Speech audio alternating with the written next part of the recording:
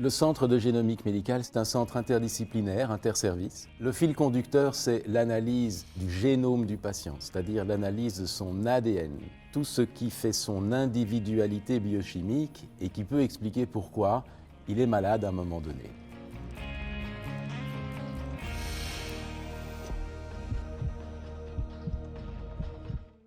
Le génome, patrimoine génétique faisant fonctionner notre corps. Le séquençage complet du génome humain a permis de découvrir les 20 000 gènes qui le composent. En 15 ans, les progrès de la génétique ont été considérables. Les nouvelles technologies de séquençage du génome ont permis d'avancer dans les diagnostics de nombreuses maladies génétiques rares. Ces maladies ont également permis de découvrir le rôle de certains gènes, aidant à mieux appréhender les mécanismes de ces pathologies. Nous sommes des machines biologiques, on a un programme pour fonctionner. Ce programme, c'est notre génome. C'est une immense encyclopédie faite de 23 énormes livres qu'on appelle les chromosomes, où tout est écrit chapitre par chapitre. Chaque chapitre, chaque gène est une espèce de recette de cuisine que l'organisme doit connaître pour fonctionner. Et s'il y a une recette qui est faussée par une faute de frappe, dans certains cas, ces fautes de frappe causent des maladies.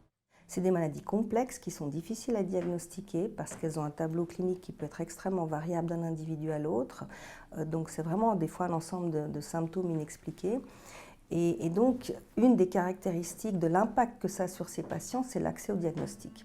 Les HUG ont créé le Centre de génomique médicale, une structure transversale qui rassemble les expertises de différents professionnels de la santé sous forme de colloques interdisciplinaires. Ces colloques, appelés les Genome Boards, permettent de réunir les médecins cliniciens et généticiens pour un diagnostic plus précis et une prise en charge adéquate. C'est toujours une réflexion qui est commune, c'est-à-dire qu'un résultat de génétique ne peut pas s'interpréter sans un clinicien généticien et surtout aussi sans le spécialiste. Ce qui veut dire une prise en charge globale.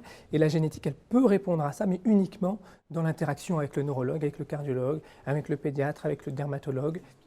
Il y a des diagnostics cliniques où après la génétique peut amener des différentes approches thérapeutiques qu'il faut faire ou qu'il faut éviter selon le gène impliqué.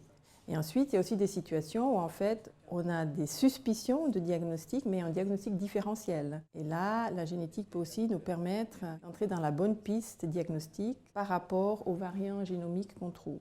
Ces efforts combinés vont être extrêmement bien retranscrits, de par cette prise en charge multidisciplinaire, parce que c'est des maladies qui peuvent toucher plusieurs systèmes et qui sont hétérogènes. C'est une médecine d'orchestre. 5% de la population souffre d'une maladie rare. 80% de ces maladies sont d'origine génétique. C'est le cas de Boba, 20e enfant au monde seulement, atteint du syndrome de Primrose. Michika, sa maman, a longtemps attendu le diagnostic final, lui permettant enfin de mettre un nom et surtout de comprendre les origines de la maladie de son fils. Boba, c'était un enfant qui a commencé toujours tard avec tout, avec parler, avec marcher, tout. À l'âge de 5 ans et demi, il a commencé à marcher, mais pas tout seul. Par exemple, il fait 2-3 marches, après il tombe. Et vraiment bien marcher, ça commence avec l'âge de 8 ans. Yes. Yes, David. Toutes les choses qu'ils ont proposées, médecin, moi j'ai fait tout pour lui. Je suis ramenée partout pour savoir c'est quoi exactement avec lui. Ça veut dire, jusqu'à maintenant, on ne savait pas qu'est-ce qu'il y a exactement.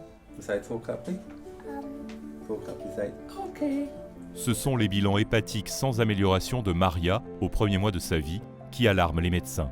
Un séquençage complet du génome est alors établi afin de définir la cause. Le nourrisson souffre d'une maladie génétique appelée PFIC4. Maria reçut une greffe de foie qui lui a sauvé la vie à l'âge de 4 mois. C'est une maladie énormément rare et la maladie a seulement été découverte dans l'année 2014.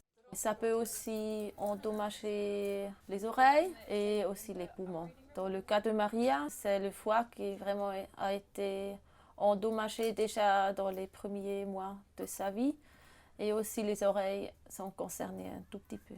On connaît FIC 1, 2, 3, 4 et maintenant on connaît déjà 5 et 6 aussi. Alors ils avancent rapidement.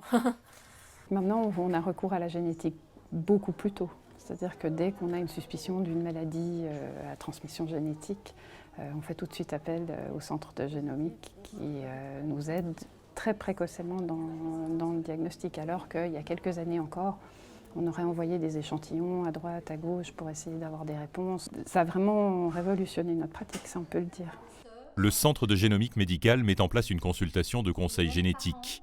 Informer le patient et sa famille des enjeux de l'analyse de l'entièreté de son patrimoine génétique est un élément décisif durant la prise en charge.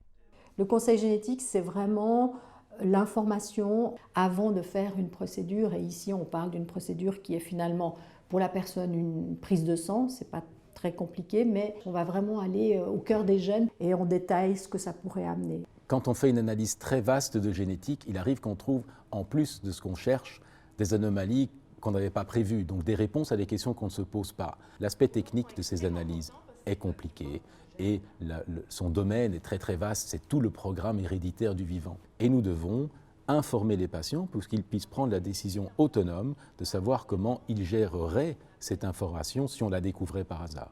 Par exemple, si on teste un enfant avec un problème de développement cérébral, on trouve la réponse, mais qu'on trouve en plus que cet enfant porte un risque héréditaire quand il sera adulte de faire un cancer du côlon. Est-ce que c'est important de lui donner cette information-là? Oui, bien sûr, parce qu'on peut éviter la mortalité du cancer du côlon, mais en plus, il l'a reçu très probablement de l'un de ses parents, qui est peut-être déjà dans les âges à risque. Aujourd'hui, en effet, on s'occupe des maladies génétiques. Demain, on s'occupera des prédispositions génétiques aux maladies courantes.